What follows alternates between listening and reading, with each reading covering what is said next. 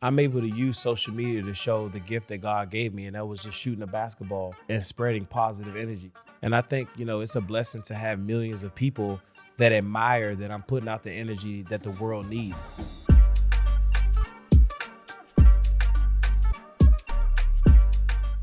Man, welcome to another Thanalysis episode, right?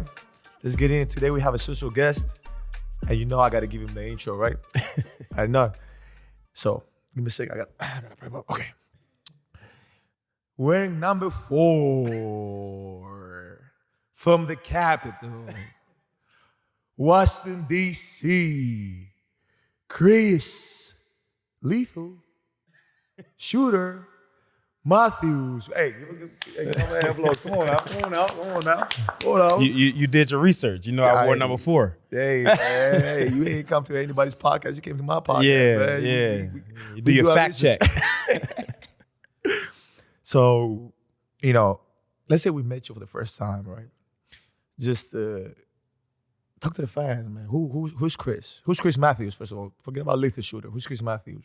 Yeah, so a lot of people know me as Lethal Shooter because of social media, because I can shoot the basketball. But my real name is Chris Matthews. I'm from Washington, D.C., like you said.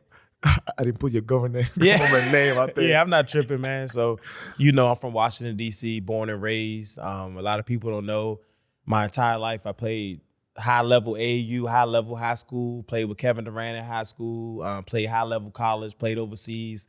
A lot of people just think I just started it when Instagram started. You know what I mean? Yeah. So a lot of people don't know who really Chris is. So, podcasts like this help me put out my message to show, I'm more than just social media. That's why you're here, man. Just Yeah. to tell us the real Chris. Yeah.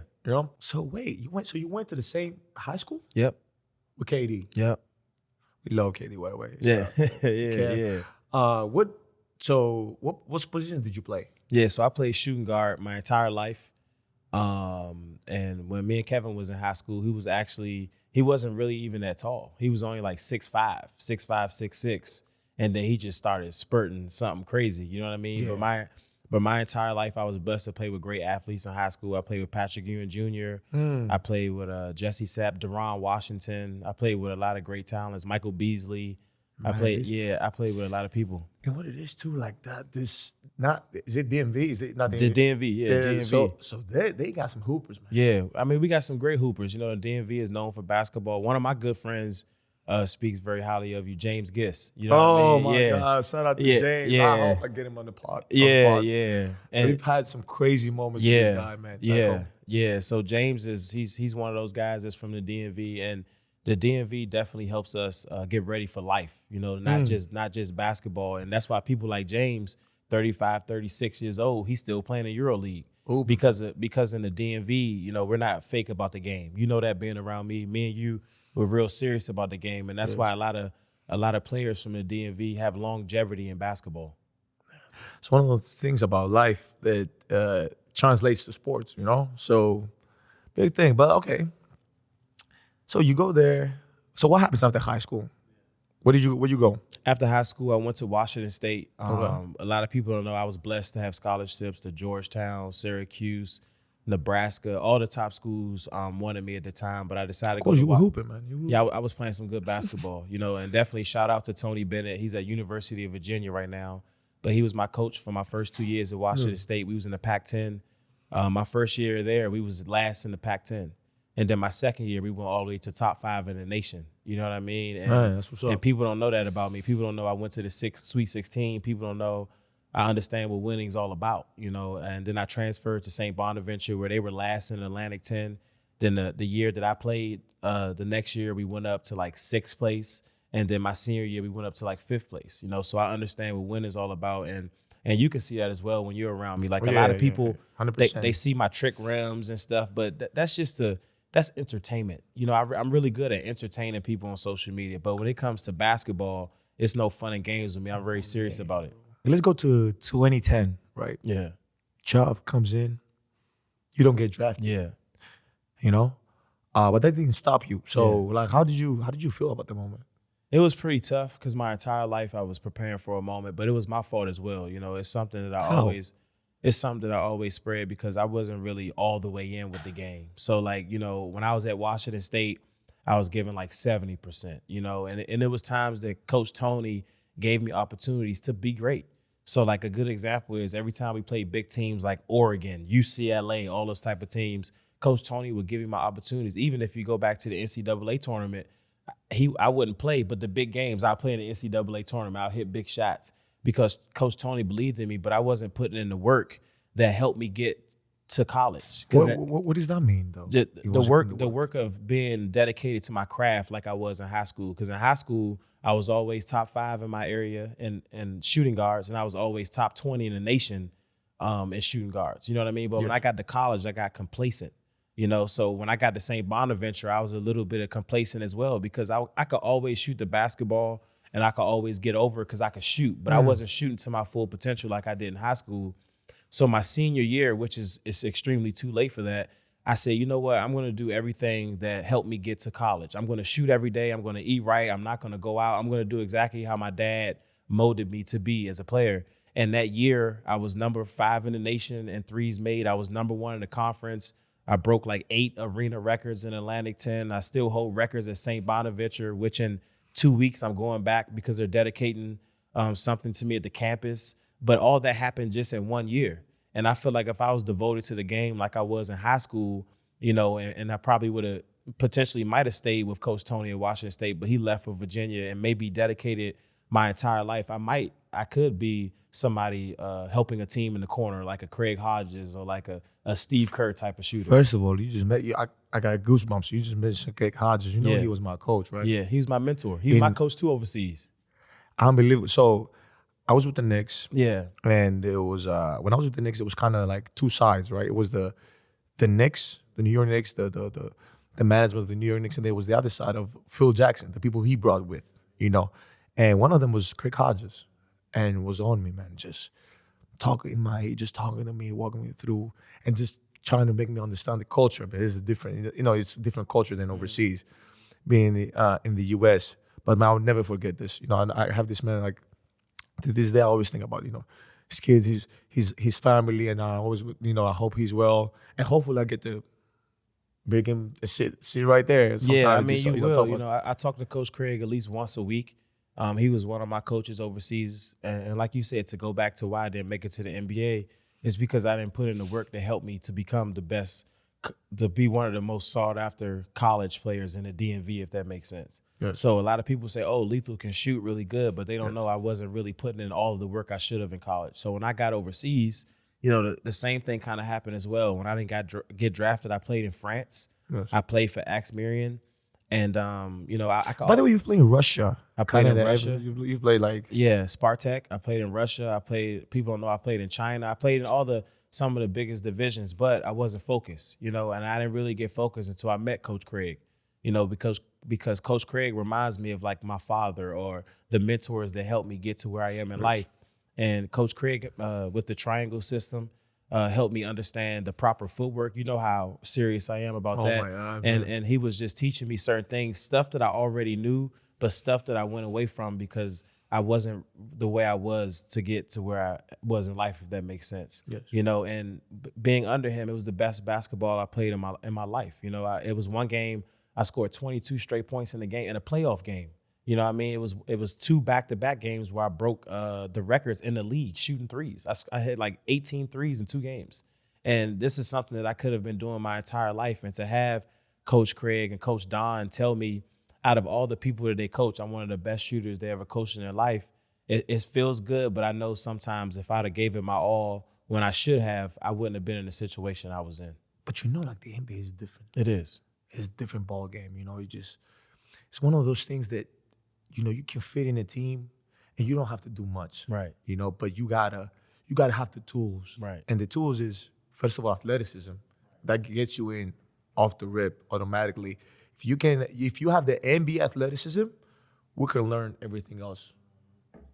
And you have the work ethic. You can learn everything else. You have the tools, But back to what you were saying. So let's talk about a little bit about like coaching, right? So now you're a coach. So what's the difference between a coach and a player? Being a coach and being a player. Yeah, the difference was when I was a player, Just wake up, play basketball, watch film. But as a coach, it's like my entire life now is devoted to other people, and people, like I was telling you, people see me on the gram, they see the rims, they see all the creative ideas, but they don't know on the back end how much I help my clients and how much I really care for my clients and how much work I put in, because I understand it's not about me. It's about the client having good shooting percentage. It's about the client getting generational wealth for his family. It's about the client doing the things that I did wrong, and that's cheating the game. So Yes. playing the NBA, all due respect to a lot of the guys, sometimes they get complacent. They don't put in the work to help them get to the NBA. So sometimes they get behind. So that's why it's my job to keep bringing that out of certain players so they can know, hey, I know you had 30 points. That's a good job. But next game, get another 30. Like, don't get complacent. And that's why I feel like I'm a great trainer and a great coach, because I know what it takes to become a great shooter. And that's what I am. I'm a shooting coach. So when people do certain things in the game, or people do certain things when I train them, when I first get back with them, I can tell if they've been cheating the game or if they've been devoted to the game, because I know what I used to do and how my shot used to be when I was devoted and when I wasn't devoted. Let me ask you a question. Do you think there is a difference when you coach young kids and you coach celebrities and then you coach NBA players? Yeah. So what's the difference? What do you think The between those three people? The difference is when you're with young kids, it's more of I'm giving them my heart. I'm letting them know I believe in them. I'm letting them know, whatever's going on at home or whatever's going on at school, I don't care if you might fail with me, you can still do it, if that makes sense. When it comes to celebrities, it's kind of the same way, but I don't have to baby them like I baby a kid, because it's more, they're just trying to get away from the outside world. So a good example is like if I train Machine Gun Kelly, he's training because he goes on so many concerts and he does so many things that he just uses basketball to get away from the outside world. The same with Drake, I was about to ask you that, by the way. Yeah. How was it? Can he shoot? Drake has a beautiful jump shot, and the one thing that people, like I said before with GQ, the people have to understand about Drake, he's not one of those people where it's like, I'm a celebrity and I'm just going to just go in the gym and just shoot around. He's very serious about the game, and that's why I love training him, and that's why he's one of my good friends, because there's some celebrities that I have trained that, it's just, I just trained them one time, I've never trained them again. You know what I mean? But he's one of those people that for the last 3 years, we've trained multiple times. And it's definitely a dream come true to train celebrities. But with NBA players, it's everything serious. Not saying it's not serious with the Machine Gun Kellys and the Fleas and the Michael B. Jordans, but when it comes to NBA players, there's a lot of preparation that goes into my training. I have to watch film. I have to be prepared, because a good example is if I'm training KCP on Monday, then I have to train Sabonis on Tuesday, then I have to train Cole Anthony on Wednesday. Those are 3 different offenses, three different systems, and most importantly, 3 different people that do 3 different things. And that's where my training comes into play, because every time I train somebody, it's a whole different philosophy and a whole different format to help that person within that system. With celebrities, I don't have to study no film. With kids, I don't have to study no film. You know what I mean? Before I go to the next question, I want to ask a little bit about the celebrity stuff. Like, who's the best celebrity shooter? I think the best shooter to me. Don't say it. Don't say it. Probably Chris Brown. Chris Brown has a really good jump shot. Chris Brown, he's another person that's really devoted to the game.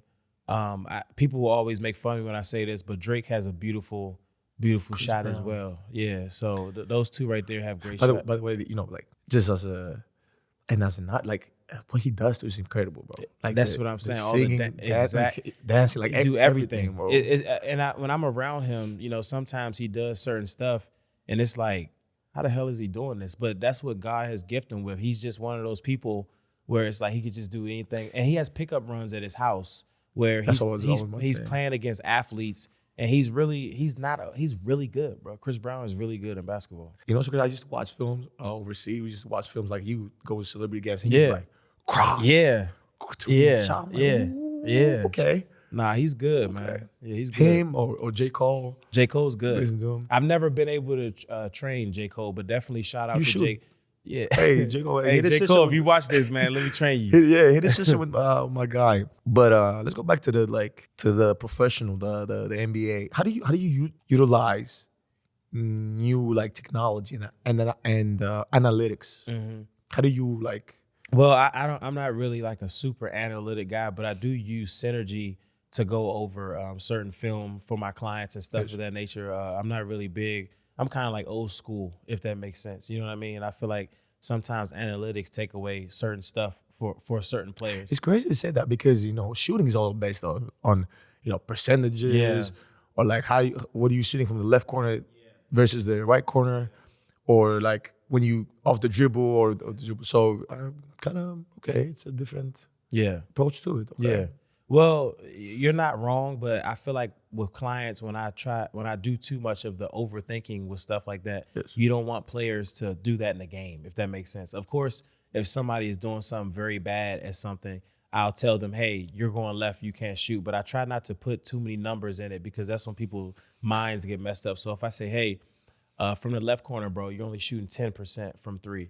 I try to be as positive as I can within the training and then throw in small negativity. So like instead of always pumping somebody's head with numbers, I'll say, you've been shooting great, but you can shoot better. Last year, you shot 38% from this wing, but this year you're only shooting 12%. Let's get it back to 30. I don't try to dwell on numbers. And I feel like the new NBA, every day they're just using the video guys, just everything's numbers, everything. And I feel like that's why a lot of people have anxiety, and that's why people can't shoot because they're just worried about the number. And I feel like if you're free, like I tell a Grant Williams or Kentavious Caldwell-Pope or different clients that I have, when you're great players. They're great shooters. You know what I mean? But it's so much work that goes into it, and people have to understand as a shooter, you're gonna be at 40%. You're gonna drop down to 32%. You're gonna go back to 36%. You're gonna drop down to 29.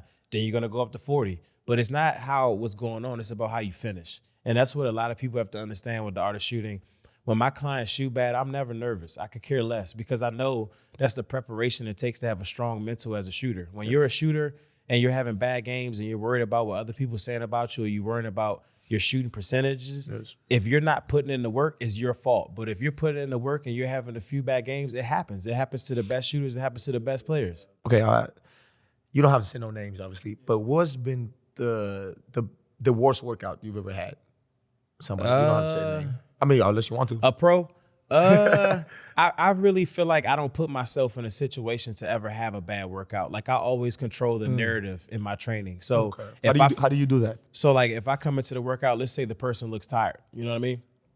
What I'll do is I'll make sure I say, okay, yeah, positive. You look a little tired, bro, but let's pick it up. Let's boom, boom, boom, boom, boom. I don't allow the person to just stay within that bad energy without the workout, because not only did you waste your time, you're wasting my time. And I take training very serious. And if you are, I've done this before with multiple NBA clients where it's like, hey, I know you booked me on a road trip. You're supposed to train for 7 days. I know last night you went out, hung out. That's cool. Let's wait till tonight to train instead of the morning, because I feel like the energy that you're giving off, you're not ready for the training, if that makes sense. And I'm one of those trainers that I care about every single session, because it's a session to get you better. Because I know what I used to do to not cheat the game, but like I don't want to. You can't waste reps. You know, every rep matters, and it's not just about basketball. It's about that in life. What about the best workout you've ever had, the player? Like you went like, man, why am I even like coaching you right now? You just shooting. I'll say I've been to that point with you don't have to say the name. Kentavious Caldwell-Pope. It was a workout where we were shooting mid-range jump shots, and he was in a slump. And we stayed in the gym till about 11:30 at night. And he was playing for the Lakers at the time, not the Nuggets. And I said, bro, I think right now I can feel it. I think you can make like 65 plus mid-range jump shots in a row. And he was like, nah, bro, like that ain't happen. I said, bro, trust me. Like I can see how your rhythm is. I really think you can do it. And he got to 50 one time, missed, got to 52 one time, missed, and he wanted to leave and not quit because it's during the season. Man. But I was like, bro, I really, truly think you can do this. And he did it. He went all the way up to 70 mid-range jump shots in a row. And it was one of those moments to me, like you're saying, like, dang, like this is my job. I get to help people. I get to do stuff. And that moment right there was a surreal moment for me, because he was such in a slump. And to do that was amazing. And then, of course, the next games, he just started going crazy. You get what I'm saying? So it's just, that was one of the biggest moments that I remember as a shooting coach, where I wanted an insane number, and KCP did it. KCP did it, man. Yeah. Shout out to KCP, man. What they put in the work. Do you ever miss playing? Do you ever miss like, man, I'd love to be in the NBA, just playing. Or not the NBA, but in general, just playing, bro. Man, I absolutely love playing basketball, but I know how my body is. That's why I couldn't play long as a pro. I messed up my knee. I fractured my ankle. I've been poked in the eye. I've been blind.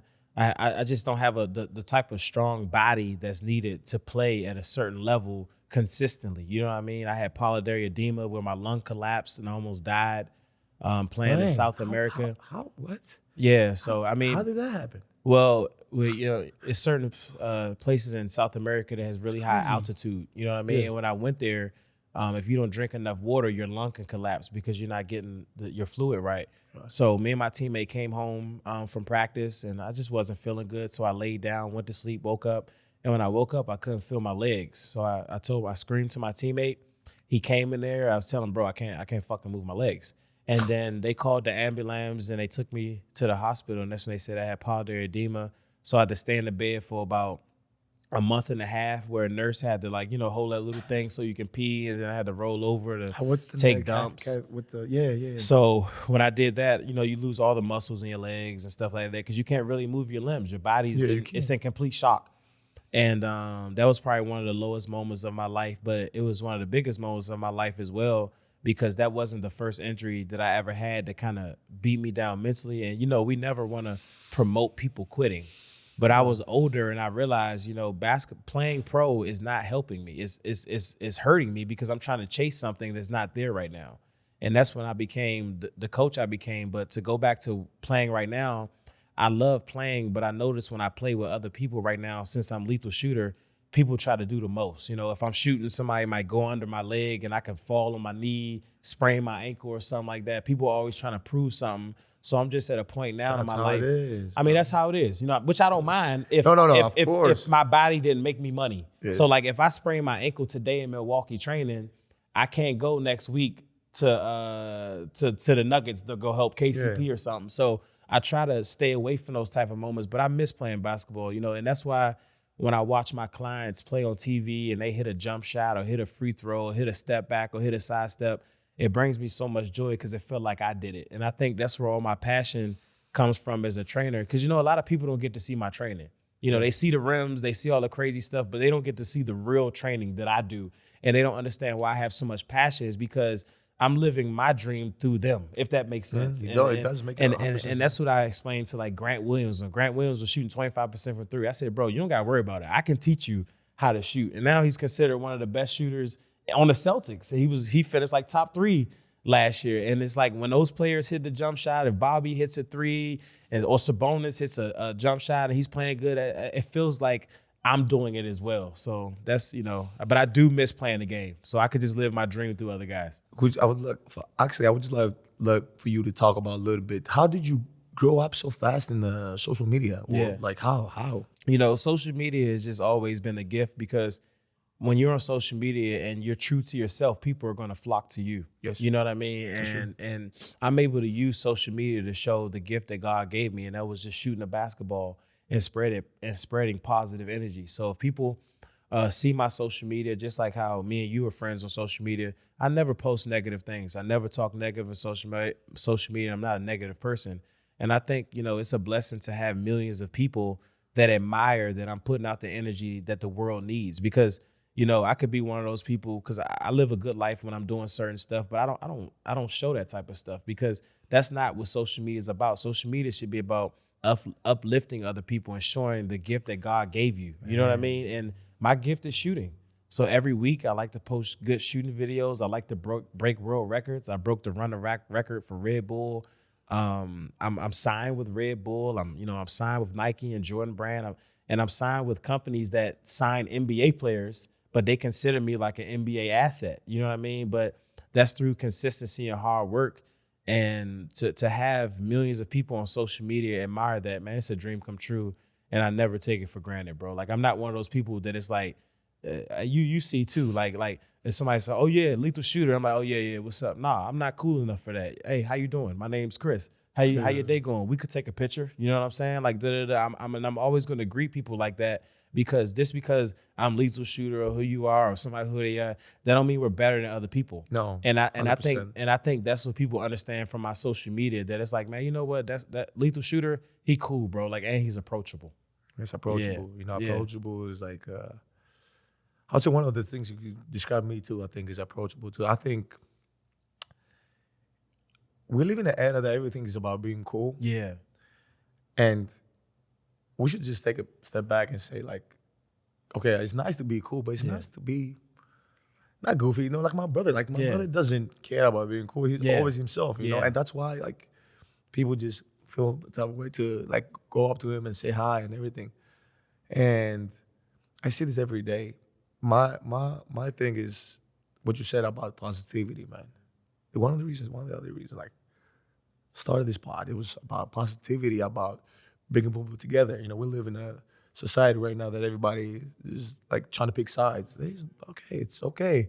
I get this. Sometimes you got to pick a side. I get that, but it's not about everything. Absolutely. It's not about everything. Absolutely. You know? So you've been in every level, right? You've been the pro level, high school, college. You got from, like, I'm learning the culture now, right? And now learning the culture, I get like, I understand like crazy stuff happen in colleges, like crazy like stories. Do you have any crazy stories for the pod? In college, the craziest story I have, it was me, Aaron Baines. You remember, you used to play for the Spurs. We played together once. The strong center. The craziest story I have is one of our teammates. I'm not gonna say his name. No, don't say that. You don't have to say names. He actually got really drunk off. I don't drink, by the way, or smoke, but he got drunk off something called a cold turkey, something. One of them drinks, turkey something. But it was like a hard whiskey. And when I went into the bathroom, he was like throwing up because he was drunk. But the throw up wasn't coming out. It was staying in. So me and Baines was scared. We didn't know what to do. So Baines like flipped him over his side. And like, cause we're scared, you know what I'm saying? And then like hit him in the back, then all of it came out. But the reason why I always remember this is because when we went to practice, the next day, Coach Tony, we didn't tell Coach, if that makes sense. Of course you don't. Yeah. Who does that? No, right. So we went to practice like nothing happened. And Coach Tony's like, anything happened yesterday? We was like, nah, bro, what you mean? He was like, everybody get on the line. He made us run for like 2 hours. He knew. Yeah, he knew. Yeah, he knew. Who do you think told him? Well, we had to take our teammate to the hospital to make sure everything was good. They found out through the hospital. Yeah, I'll never not forget that. It was crazy. And another story that was crazy. You took him after, like, he threw up and then you took him to the hospital. But you got to be safe. You get what I'm saying? Yeah. And then the second thing I always remember is at St. Bonaventure in Spanish. So for an entire semester, I only went to like 2 classes. All right, so what is this semester? So we talk about like how many months? Like, you I don't know, but the whole semester I only went to 2 Spanish classes. But why? But because you didn't like Spanish? In college you can do that, but if you're a student athlete, you can't do that. You get what I'm saying? Yeah. So what I was doing was the 2 main tests that needed to be done. That's when I was showing up, if that makes sense. Oh. Okay. So, but you can't do that. Student athlete, you need to go to class every time, right? So one of my coaches, shout out to Coach Moore, he asked me, he was like, "You been going to school?" Come on, Coach, like, don't disrespect me like that. You know what I mean? But the whole time, I haven't been going to school. You know what I mean? So Coach Moore, for a month, bro, I had to wake up every day at 6 a.m. and run in the facility 17s at 6 a.m. every single day for a whole month. And I was like, this motherfucker is trying to kill me. And then when we were done, like 3-4 weeks in, he was like, why am I doing this to you? I was like, I don't fucking know. But he was explaining to me, like, you know, I know in college stuff is a little bit lenient, I know, but you got to realize what you're trying to do with your life. You have to get this education. You have to do certain things. You can't cheat this. You can't do that. Yeah, gotta be disciplined. You got to be disciplined. And that's what he was helping me as well. And Coach Schmidt did a good job. And that's why I feel like my senior year at St. Bonaventure, when I broke all those records and I'm hitting 8 threes in a game, I'm doing all these wild things, is because I had coaches that didn't just care about the basketball, they cared about my life. You get what I'm saying? So definitely shout out to St. Bonaventure, because they did a good job. So you were running for a month. I was just showing up for the test. Oh no, I knew why, but I didn't deserve to run for a month. Like they were, bro, every day 6 in the morning. And this is what pissed me off the most, and I still remember this, bro. He would come every morning. He had coffee in his hand. And I'm like, this motherfucker. Bro, I was pissed, bro. I was so mad, bro. I was so mad. But listen, do you think you were running a month because you didn't go to Spanish classes or because you lied to him? I think both. Because he did give me the option. So like he gave me the option. Like, hey, how's school been going? Man, school great. You going to school every day? Of course, coach. Then that's when I think, you know what I mean? Yeah, like, you know. Okay. Yeah. But bro, I get to learn, these things and kind of the culture and how like things are working here, and it's amazing how many stories people have like school. Obviously we don't have colleges in Greece. We do have colleges, but not like for basketball. You're not gonna see Duke or Louisville or like UCLA in Greece. But I wish like I could have that experience of college, like everything, like from the games to going to class, just kind of not grow up so fast. Like we kind of grew up really fast, going pro early, But man, okay. Do you ever look back and say, man, is there anything you regret doing? Not really, because, I do have moments like I was telling you where I feel like I should have gave my all to try to make it not super pro, but just what could have happened, But the more I think about it, this is exactly what God put me on earth to do, man. Like to just help others and to help other young people and help other, not just celebrities, but regular people as well, and celebrities and NBA players and WNBA players just understand the art of shooting. You know what I mean? Because, I'm really good at shooting, and I'm exactly where God wants me. So I don't really regret anything anymore. Exactly. Yeah. Now you're talking about shooting. Let's get it in. Yeah. What do you look forward to in the future? What's Chris Matthews' future? I mean, obviously you can't know, but I'm saying, what are you excited about? I'm just excited to try to become a better person. And when I say a better person, that's just doing other things that's out of the box. Like you, like right now, you got a dope podcast. When you were in middle school, you wouldn't think I was be trying to do a podcast. So it's just like with me, like I want to help.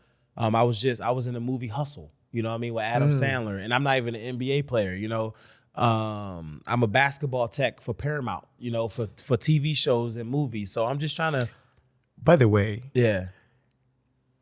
there's no way I didn't ask you this question. What about Bel-Air, man? Yeah. I'm the basketball tech for Bel-Air. God is good, man. Because how did that happen? So shout out to Morgan Cooper. He's the writer of Bel-Air. Okay.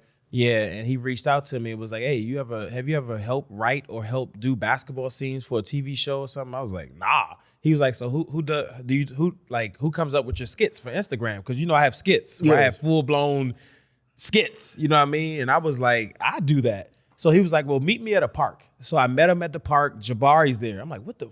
So Jabari and all these actors, and he was like, "I want you to put them through a scene, but Jabari, after the scene, his friend just got shot or something like that, right?" So I said, "Okay, let me put this together, and then we do this." So I told Jabari, if I just played a basketball game, because I've been in situations, rest in peace to my best friend, where a friend got shot the day prior and I still had to play a high school game. So I said, "Jabari, when you play this guy right now, you got to look at him as if he like smacked your mom. You have to play with a certain tenacity because you have to take out on him that your friend got shot. He didn't have nothing to do with it. Yeah. But in basketball, they be like, man, what the hell, homie, tripping? Like, but they don't know what he went through because people don't know about athletes. We're humans. We go through things as well. So I told Jabari, look, this is how you act this out. This is how you act that out. And I was telling the other actors how to do this. And I said, I want this and want that. And then Morgan was like, man, we want to hire you. And I was like, oh man, God is good.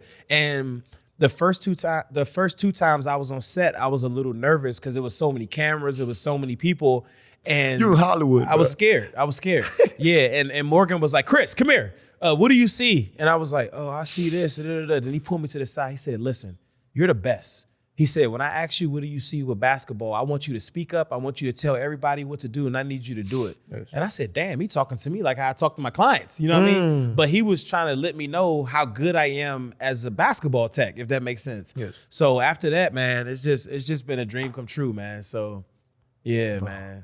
But that's I didn't even thought about that. Like somebody has to set him up to make it look real. Because a lot of people, like a lot of scenes, I mean, older movies actually. Yeah. They don't look. They don't look like good. And that's the one thing. When I see like layups, I'm like, yeah. And that's who lays the ball up like that? And that's or what dunks it Morgan like that? talks about. Like all our scenes look real, and most importantly, it's like you're saying, like it don't look like soap opera. This is real deal, you know. And this season, what we're doing as well, you're gonna see, bro. Like it's real. Like it's the trenches. Give me a spoiler. Give me something, man. What's the Just spoiler? a little bit. I don't know how to give out the spoiler.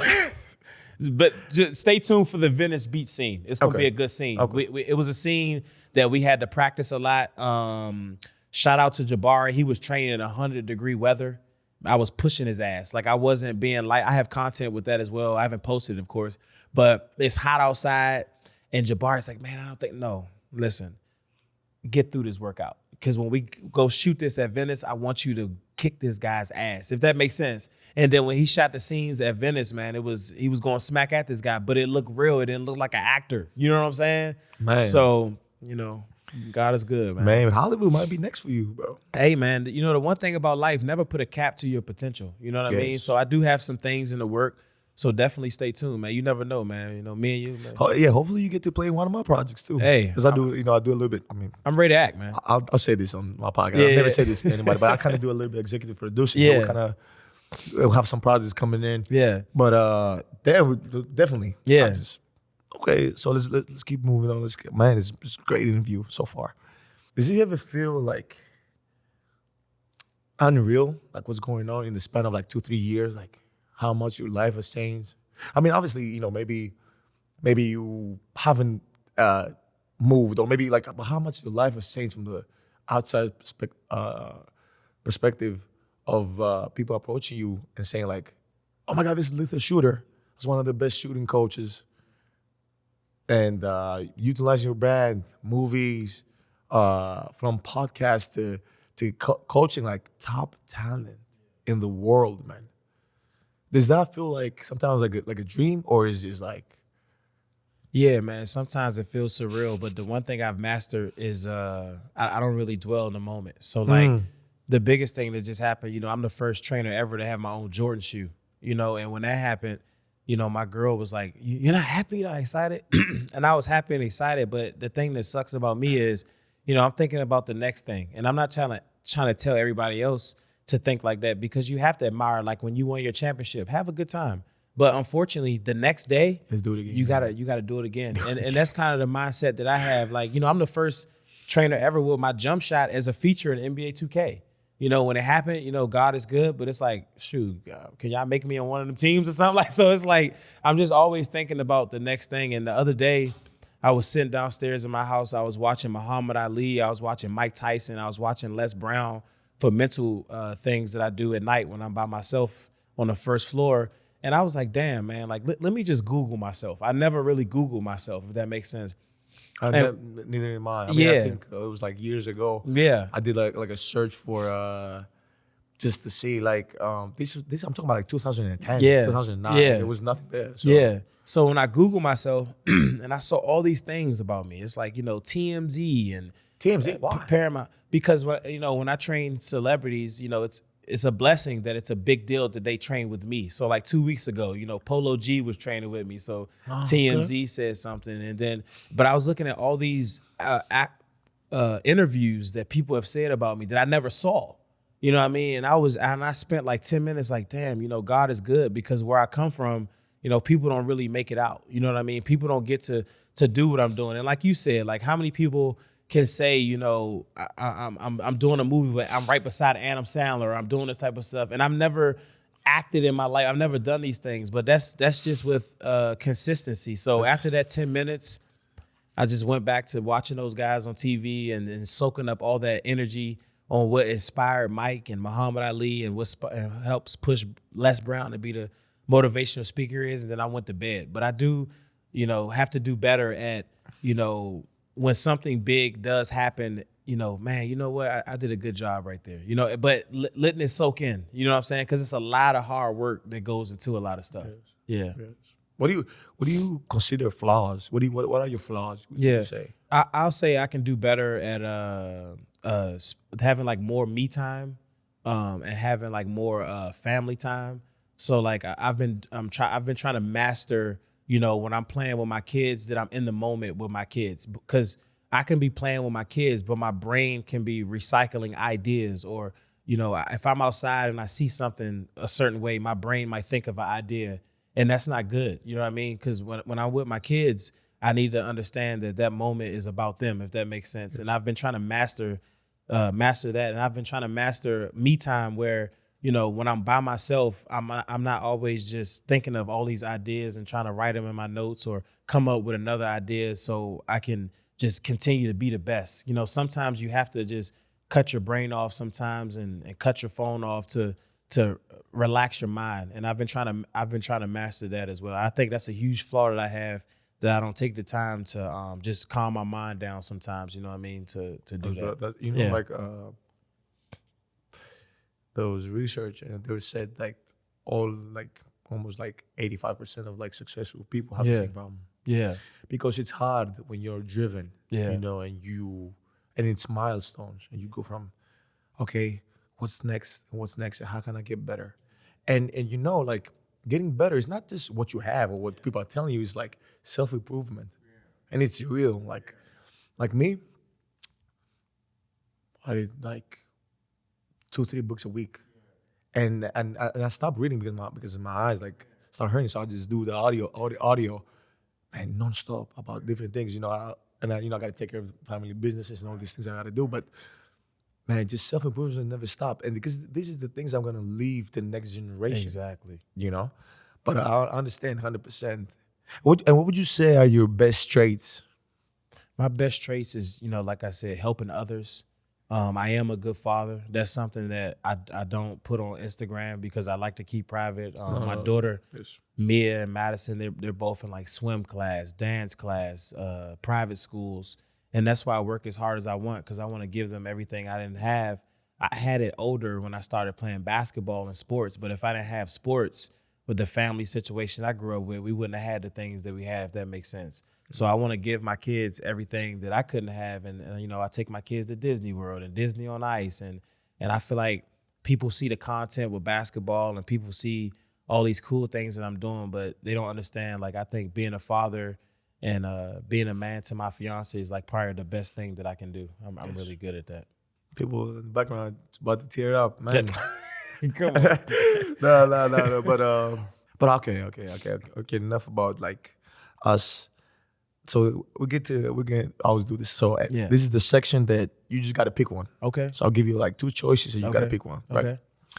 So phone in the bathroom or no phone at all in the bathroom? Like, so is this something that I do? Or is this something I think? You got to pick. You rather have the phone in your bathroom or no phone? I'd rather not have the phone, but I have the phone. Yeah. Why do you have it? Why do I have the phone? Yes. Because everybody's reason is different. Because I'm always like doing creative things. Like sometimes my most creative things happen in the bathroom. You know what I'm saying? Yeah, on a toilet. So it's so funny because I was kind of saying the same thing, and the response was like, "Yeah, I take my phone to the bathroom." Yeah, and either I'm watching like maybe a game or something or whatever, but then. Someone was like, "Man, so are you closing deals in the bathroom?" Or you like, "No, but shit, checking emails."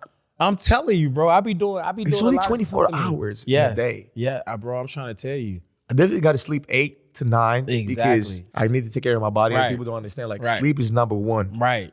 Take care of your body. Right. I practice for like damn near 5 or 6 of them. Exactly. Plus more that I do extra on my own. So you gotta find time.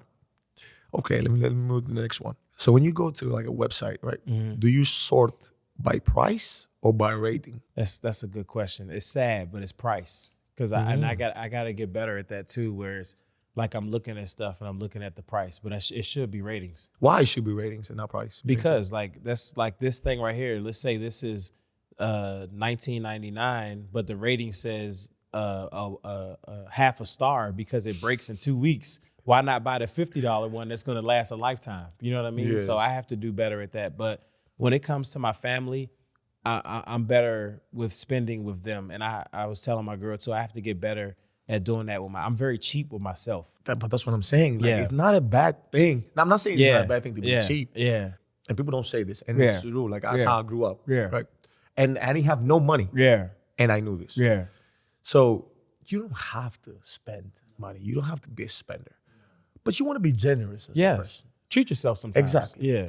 And when I say generous, you gotta, when you're generous with money, not money, but with things, if let's say if I have 5 of these things, could be whatever, you don't have 0, and me giving you 1, it doesn't do anything for me. It won't ruin my life. Right. If I give you, out of the 5 that I have, if I give you 1, it won't ruin my life. Right. But then when you're cheap in general as a person, you tend to be cheap with feelings too. No, that's real. You tend to be like just closed off, like Yeah, I can't, I don't have time. Yeah. That's how it is. But going back to the pricing and the rating, I think everybody's like that though. Yeah. No? Yeah. I do that even like on apps. Like, at the app, you can hit the top where it says by price or something, and then you hit it and it shows all the cheap ones. I'm like, okay, perfect. I go right there. I got to get better at that though, bro. I got to get better at that. Would you rather go a month without your car or a month without like Wi-Fi? Without internet at all? I mean, am I in the middle of Alaska with like No, it's just regular day. Tomorrow I'll tell you like it's a regular day. You go in a month without your car or a month no Wi-Fi, no internet. I can go without the Wi-Fi because I need my car to get around. You know what I mean? So crazy. I would go I would pick the opposite though. You would take the Wi-Fi? Yes, for a month. So how are you gonna get to practice? Uber. Wi-Fi. Oh, get the fuck get out of here. He didn't tell me that was a get out of here. Wait, 1 second. Let me tell the kids good night real quick. She keep calling. My fault, guys. Hey, first of all, leave it in. Don't say anything crazy, but leave it in. Don't say anything crazy, man. Let me say good night real quick. Hey, we've almost finished. Where the kids at? Oh, they went to bed already? Or you was calling telling me you love me? We almost done the podcast. We'll be done in about 15 minutes. All right, love you. All right. See, I got to do better. See, the kids already went to bed. See what I'm saying? Got to do better. Yeah, but no way. If I know it was an Uber, I would have took the like you. These are trick questions. No, it wasn't. But that's why I say you got to give me situations. You know what I mean? I'm in the middle of the forest and I'm 600 miles away from the city. Do I take the car or the Wi-Fi? No, you don't. You take the car. That's what I'm saying. You giving me trick questions. No. Okay. So I got you. I got to explain better. Got to explain better. Come on. I'm gonna give you the last one. Okay. All right. Jeans or sweats? See, that's another one where it's like, am I going to an event? Because I could wear sweats to my wedding. You know what I mean? Sweats feel great, but I do have to get better at wearing jeans and being comfortable in jeans. I love being like a good example is when I came to you guys' game yesterday. I wore jeans and I was very uncomfortable. I feel like I'm just like not. I feel like you know what I mean, like in sweats, right. Like I'm just pulling on them. So I just feel like in sweats, I'm just free. I'm just relaxed. You know what I mean? Maybe we could come out with a jean where, no, you can't do that. I was about to say the jeans are like the feeling of sweats. But no, I mean, they're in the works. They have that? Okay. Yeah, a lot of companies do that with okay. Dress pants. And kind of feel like a more loose vibe. Yeah. So that was the last question for that. Let's move on to the facts. I want to see if you know this stuff, right? I'm going to give you a fact about space. Okay. I want to see if you know this. Okay. Be honest if you knew this or not, right? I mean, I can't lie. If I don't know, I'm on 60 cameras in here. We got the internet investigators here. Right. So, did you know that space actually smells like seared steak? Seared steak. Are you trying to be funny right now? Is no, this a fact? No, it's a fact. Oh, it's a fact. I didn't know that. It's a fact. So basically, a lot of astronauts have said like it smells like hot metal or like a searing steak when he's in space, like when you're in space. Yeah. I've never been in space. Obviously. Yeah. We would love to go. Yeah. By the way. No, seriously, it's experiences. Nah, you know? It would be sick. That would be sick. It costs a lot of money. How cheap I am, I don't care. I might have to become a billionaire if I take that trip. What if your next skit was you shooting in space, making shots? But that's what I'm saying. You never know what's what's next, that? Man. I got you. I gave you a. What about that? Well, I wouldn't technically say you gave me one because I posted that 2 years ago. What'd you post?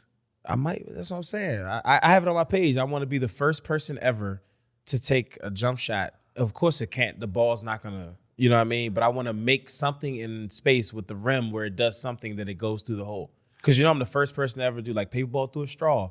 the world's smallest hoop. I'm the first person to run around. I've done first ever, my rims, you know what I mean? Yeah, you had what was the last stream you had? The deflator. The deflator. I'm still stealing the title you said. What'd you say? The Annihilator? Or was the Annihilator. Yeah. Damn. Yeah, so. Yeah. What if, that would be good. I'll produce it for you, bro. It would be sick, bro. And the good thing is, I'm the first person ever to shoot underwater. Did you know that? No, I never. You have a video?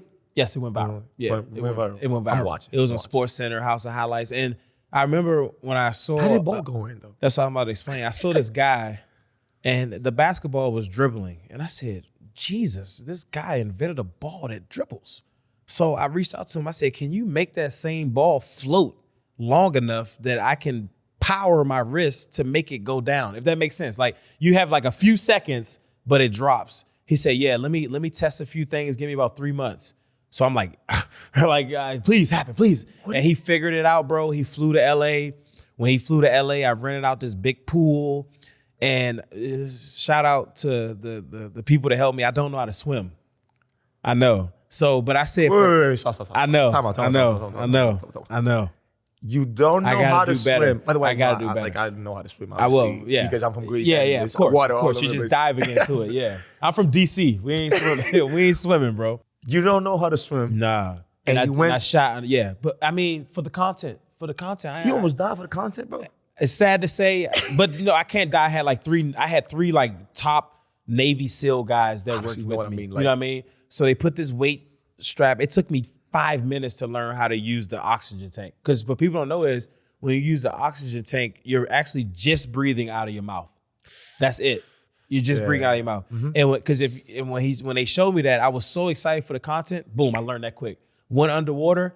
At first, I was a little nervous so to keep pulling me up, because how long have you ever stayed in the water? No, I did it. Crazy that you said this. I did a similar photo shoot and like a video. So it's never been out. I did it for my like personal archive. So I kind of did the recreation of the photo of Muhammad Ali under the water and boxing. And I had a whole like box and they put it in the water. And I remember it was cold. Yeah, mine was cold too. I was freezing. Yeah. And I kept getting up in the beginning. And I know how to swim, but it was just like I would leave the tank and go up. Yeah. Just because of the feeling like, man, but then, I found it. I was so excited, bro. I probably stayed under there for an hour and 30 minutes straight. I have the content. I never posted it on Instagram, though. Okay. That's how serious I was about this content, bro. I wanted to be the first. So you shot it and he went in it, right? I'm assuming you went in it. Yeah. Yeah. Once I figured it out, I'll start splashing them, bro. You know what I mean? But it's not like, it's like, let's say the rim is where that camera is. It's like you have to like, and then it like, Slowly. And then it just bucket. That's how patient I am. You know what I mean? That's how I made the paper ball through a straw. It took me a few months, but I knew I could do it, and that's why I did it. I wanted to be the first. Man, that's another you see. This is kind of give us a topic. Yeah. But do you think? Okay. Do you think that was the hardest one you ever had to do? I say the world's smallest mini hoop that I just did like 2 weeks ago. It was really hard, bro, because the ball, I had like this much room for the ball to go through, and I was just shooting, and I'm just like, I don't know how to, I can't do this mentally. Then I said to myself, like, if the ball can fall in, if I'm putting the ball in like this, I have to take away from the ball so the ball can be soft to ride the hole to drop in like and then fall in. Yes. So when I started shooting, I wouldn't drop my wrist. I would shoot and stop my wrist a certain way so the ball would be soft. So I was like that. You get what I'm saying? Yes. And then it did exactly what I was going to do. I didn't show it on content, but when it went through, I was just like, oh, thank God. You know what I mean? Yeah. How long has it taken you? I mean, obviously you're a good shooter, so it doesn't take you a long time to do it. But the toughest one, how long has it taken you to score? When I made the paper ball through the straw, that was a tough one. It took a few months. Few months, huh? Yeah, I would, to not interrupt the house when the kids go to sleep at 7:30, I would hang out with my girl. When she went to bed at 9:30, I would stay up every single night from like 10 o'clock at night to 5 in the morning. Yeah, I was serious. Yeah, then my girl would come downstairs, pick up all these paper balls. I didn't care. I was going to make it. I was going to make it, bro. Would you do that? You do that in the basement, in the living room? On the first floor. Yeah, First on floor? the first floor. I try to do it away from the family because I don't like to intertwine content with my family. Yeah, of course. Because You shouldn't. I never want them to feel like he's just always doing content. I like to do it when they're asleep. You know what I'm saying? Yeah. What's your relationship with like history in general? Like you like Good. history? Yeah. Okay, you know the like Romans, right? Yeah. Okay. So did you know that ancient Roman, guess what they used to use for like to whiten the teeth? Can you give me 3 options? I can't give you 3 options. You know right away which one it is. I can't get 3 options. I can give Is it hard or soft? actually, you know what? I'll give you 3 options. Okay, perfect. And then let's see if you can find. Perfect. One is chalk. Chalk. That's it. That's the answer. No, it's not the answer. Oh, damn. That's not the answer. Damn. Right? So what they would do is they would use like urine to whiten their teeth. Urine whitens teeth? That's the face I made when I first. But it does whiten it? I don't know. I didn't even want to do the research. I was like, Nah. do I want to do the? Yeah. Do I want Yeah. this on my Google search? Or no, seriously. Wow. What do you think about that? What's your first reaction? Well, to if this was back in those days, I mean, it is what it is. We would have tried it. You get what I'm saying? I think we look at that because we're so advanced these days. There's things that we're doing now, you know, in year 3000, you're gonna look at us like that. Like, look what they were doing to do this or that, you know, idiots. You know what I'm saying? That's true. Yeah. That's true. I agree with that. But can you imagine though, somebody saying like, yeah, man, just take this. Well, you know, I brush my teeth with raw baking soda sometimes because it does do a good job, but you can only do it once a month to whiten your teeth sometimes without going to the dentist. Yeah, but it ain't the It same. ain't the same as urine. You're not the same. Not the same. I'm like, can you imagine somebody? So can you imagine if you had like you ran out of supply? Dude, wow. Nah, I ain't messing with no urine. No, no. I'd have had yellow teeth back then. Seriously. Seriously. I have to chew like some stickers, do something. Right. So the next one has to do with spiders, Okay. right? First of all, do you like spiders? I mean, I'm not really scared of them. You know, people be acting doing the extra. You know what I mean? It's just- Okay. It's a bug. So they say that back then they used to use like spider webs for bandages. Bro, you're lying to me now. I am not. It's a Yes, fact. you are. No, I'm yes, not. you are. I'm not about to fall for this. No, I'm telling you. Okay, let me finish the explanation. What Google search are you going through? If I'm lying, if I let's say a spider just webbed all of this, right? Yes. And I took it off yes, and I put it back on something else, right? bandage on your wound. It's not enough for it to stick, bro. But let me finish. Okay, go ahead. So what they would do is like they would have let's say a bandage, right, and put Right. the spider web on Right, top, right. whatever, and just put that on the wound. And the reason is because like it would help to like clean the wound, keep it clean, Right. You know, and prevent like infection because like it has antiseptic, an antiseptic effect. I don't know if I'm saying it right, Right. but Where are they Right. going to get that much spider web? I don't know. That's the question that I had next, and it's rich in like vitamin K. So it's basically helps you. Like I'm dead, Bro, I know believe laughing. you. I mean, I'm not trying to say I don't believe you because I watch crazy stuff. Like I watch Mythbusters. I watch a lot of stuff that people don't understand about me. But I'm not saying I don't believe you, but there's no way that if something happened to you back in those days, like, oh, we need a Band-Aid.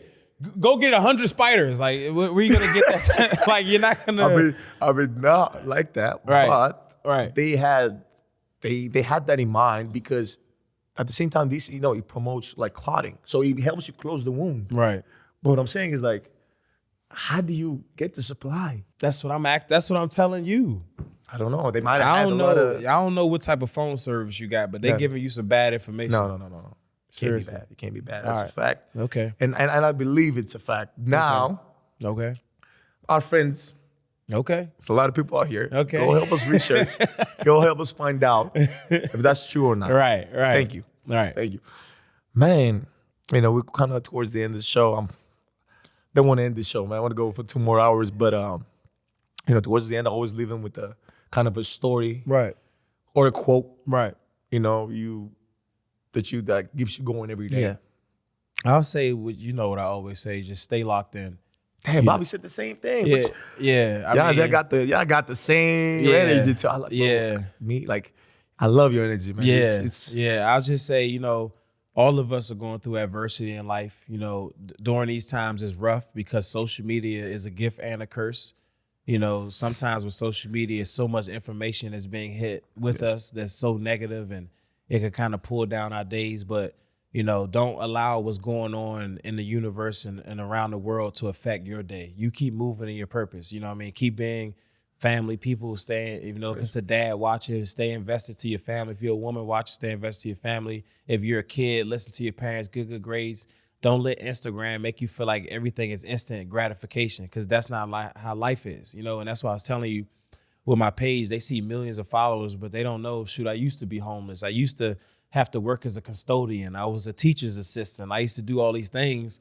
But I did all these things because I realized, bro, like I knew what my end cause was, if that makes sense. I knew what was at the end of the road. You know what I mean? So don't continue to look at social media unless you use it for motivation, because I do that. Like I'll go look at huge homes and say, man, yeah, that's what I'm gonna live. Like I do those things for social media. So staying locked in is just staying locked in on your dedication towards your craft, never giving up, and understanding that life is a process. Yes. Yeah. By the way, that's the name of your.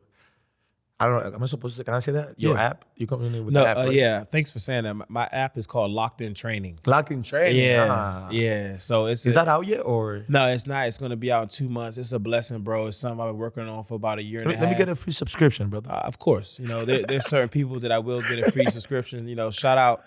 No. I'll tell you one thing. I'm gonna buy it. Oh, I'm gonna get the premium. You know why? Thank you. Because that's what friends do. You support each other, man. Yeah. That's what. And I'm gonna be the first ones too. Thank you. That means a lot, man. Remember, make sure you guys are recording this.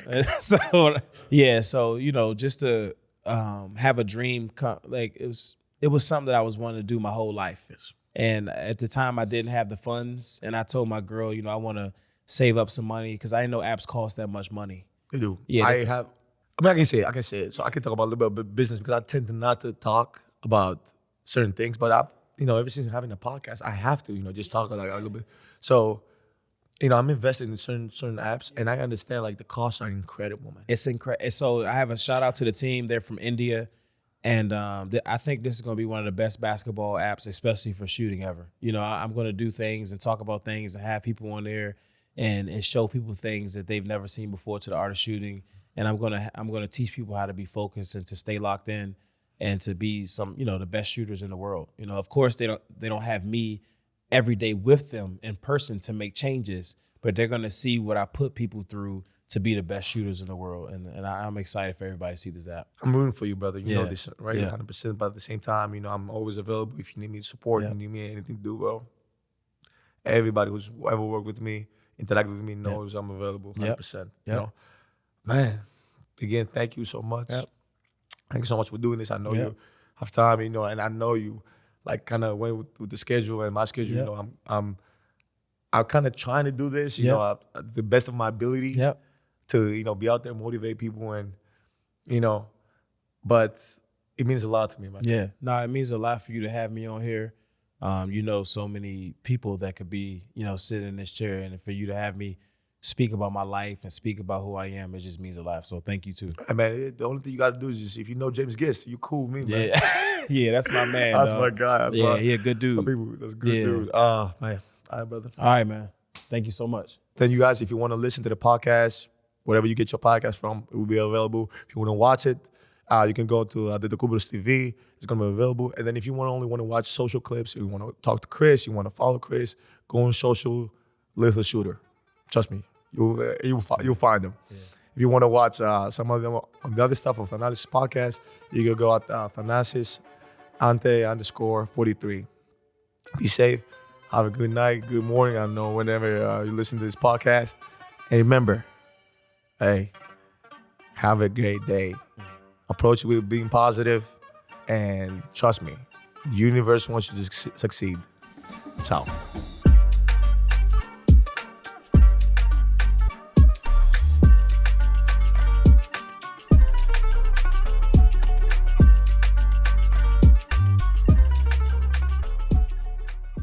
Thanalysis is recorded at No Studios, Milwaukee's creative hub and production studio.